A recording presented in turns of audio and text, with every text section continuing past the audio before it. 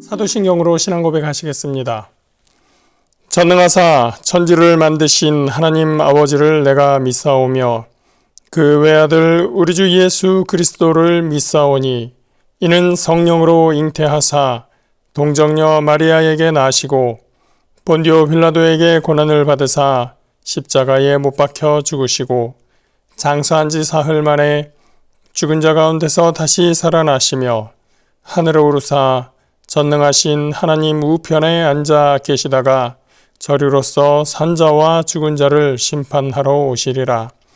성령을 믿사오며 거룩한 공회와 성도가 서로 교통하는 것과 죄를 사하여 주시는 것과 몸이 다시 사는 것과 영원히 사는 것을 믿사옵나이다. 아멘.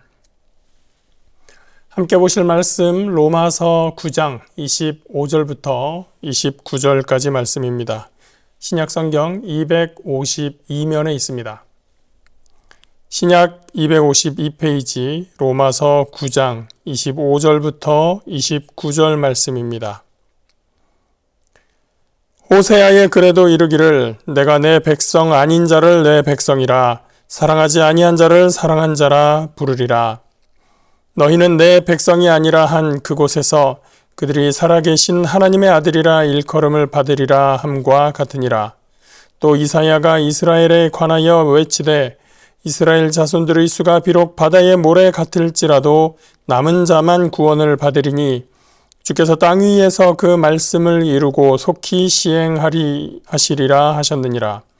또한 이사야가 미리 말한 바 만일 만군의 주께서 우리에게 씨를 남겨두지 아니하셨더라면 우리가 소돔과 같이 되고 고모라와 같았으리로다 함과 같으니라. 아멘. 구약 성경에는 남은 자 신학이라고 하는 것이 있습니다. 엘리야가 갈멜산에서 바알 선지자들과 대적하여 승리했습니다. 그럼에도 불구하고 엘리야는 이세벨에게 쫓겨서 광야를 떠돌아다니게 되죠.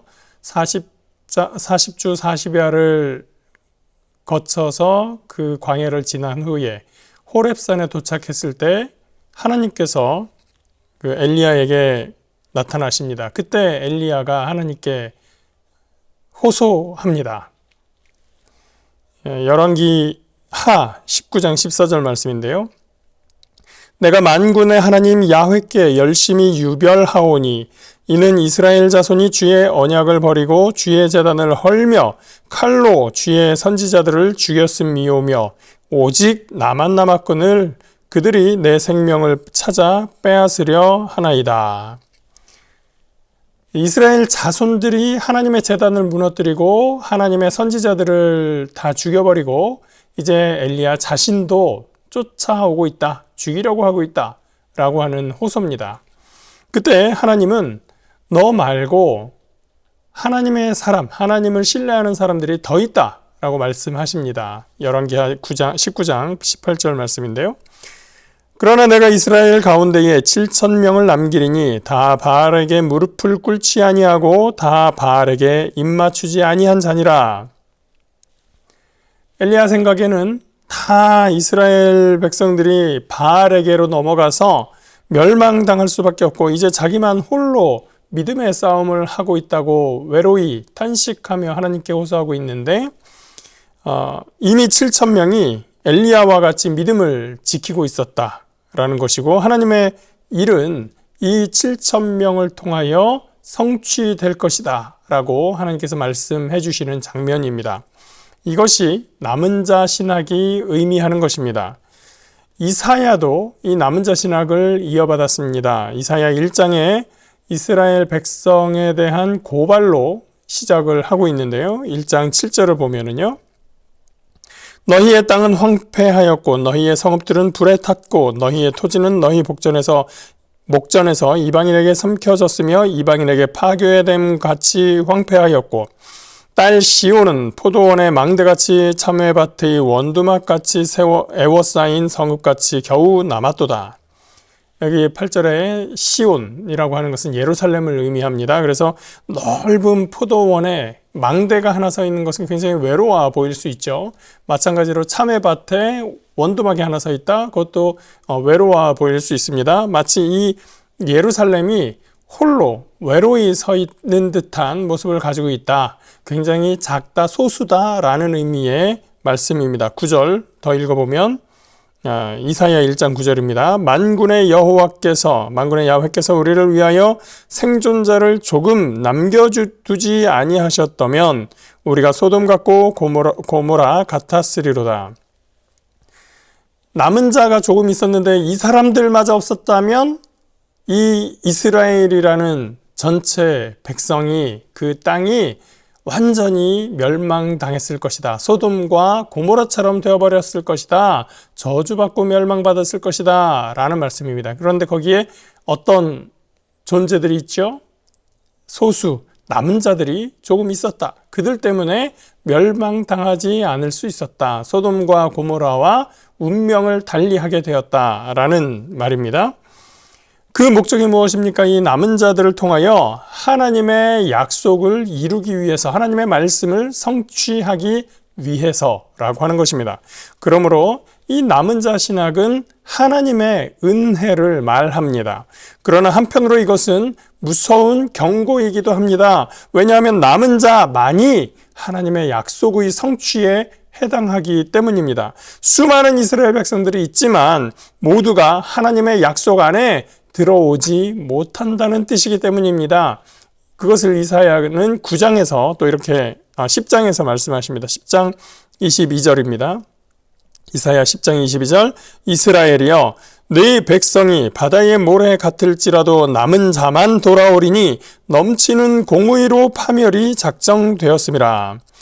이스라엘의 백성들이 너무 많아서 바다의 모래 같을지라도 그 남은 자들을 빼고는 넘치는 공의로, 넘치는 은혜가 하나님에게 있지만 그 은혜가 아니라 넘치는 공의로 말미암아 그들, 그 바다와 같은 모래, 바다 모래와 같은 그 이스라엘 백성들에게는 파멸이 작정되어 있다라고 말씀하고 있습니다. 로마서 9장에서 바울은 자기 동족 유대인에 관한 문제로 씨름하고 있습니다. 마치 출애굽기에서 모세가 금송아지 사건 이후에 백성들을 위해서 중보하는 듯한 그러한 기도입니다. 출애굽기에 보면 모세는 그렇게 이야기를 합니다. 하나님, 저들의 죄를 사하시고 그렇지 않다면 하나님의 적으신 그 책에서 차라리 내 이름을 지워버려 주옵소서.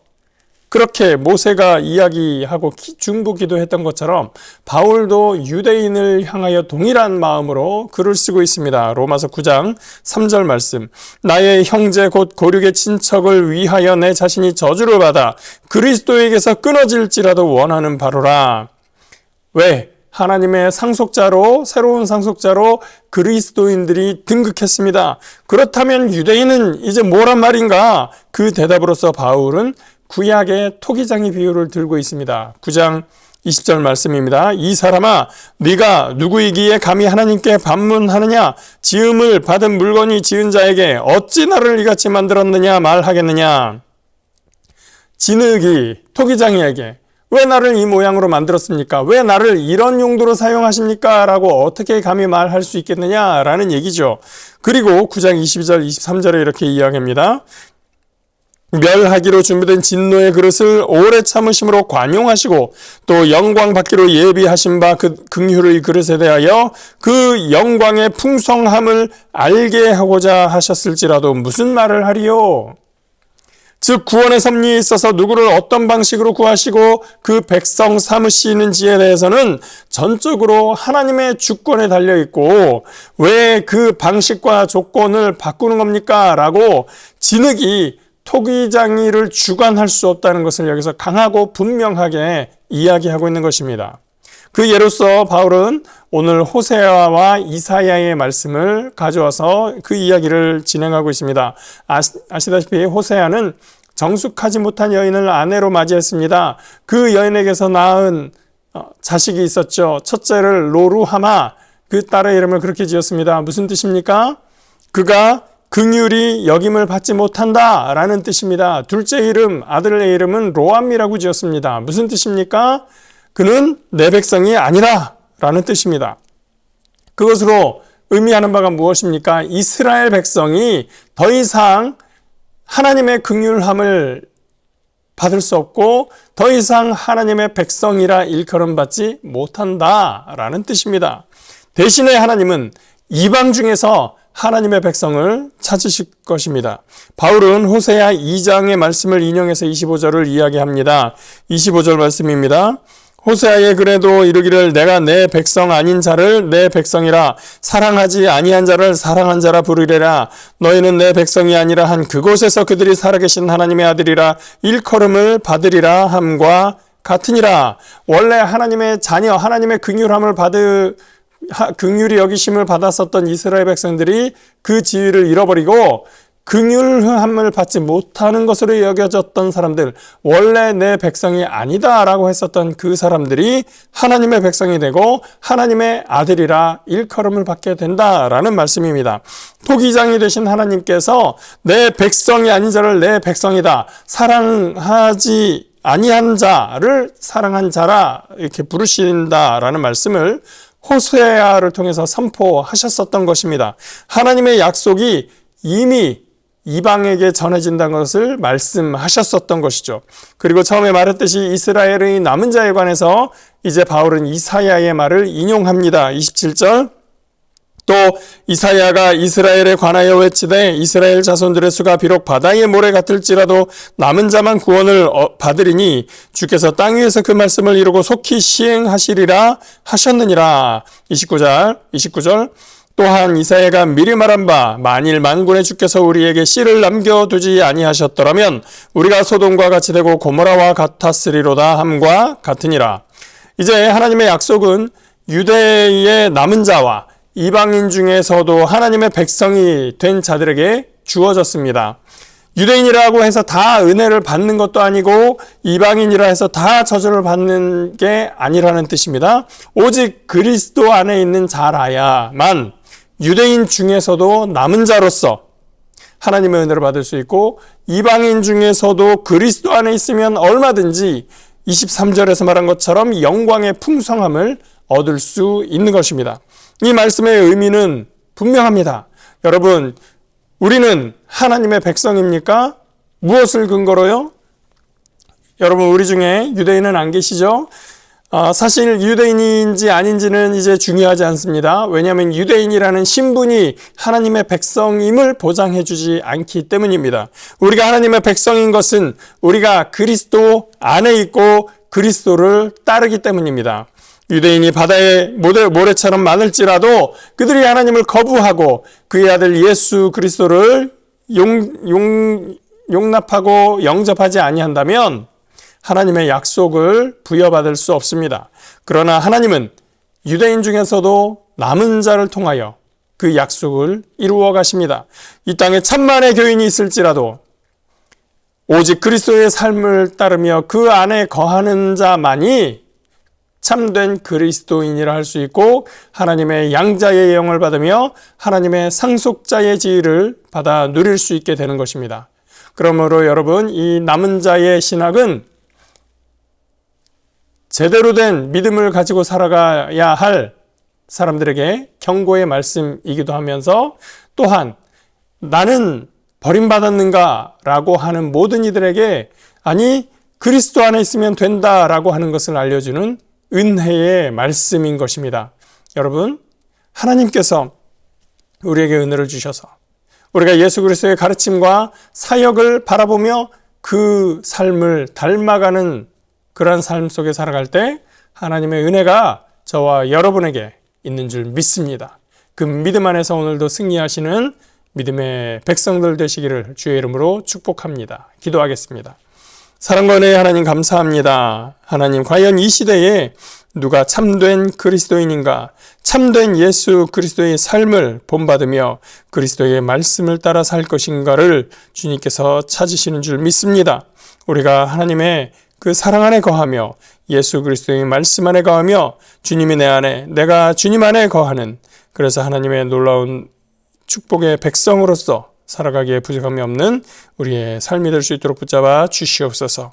오늘도 승리케 하시는 주님께 감사드리며 예수 그리스도 이름으로 기도합니다. 아멘. 하늘에 계신 우리 아버지여, 이름이 거룩히 여김을 받으시오며 나라가 임하시오며 뜻이 하늘에서 이루어진 것 같이 땅에서도 이루어지이다. 오늘 우리에게 일용할 양식을 주시옵고 우리가 우리에게 죄 지은 자를 사하여 준 것 같이 우리 죄를 사하여 주시옵고 우리를 시험에 들게 하지 마시옵고 다만 악에서 구하시옵소서.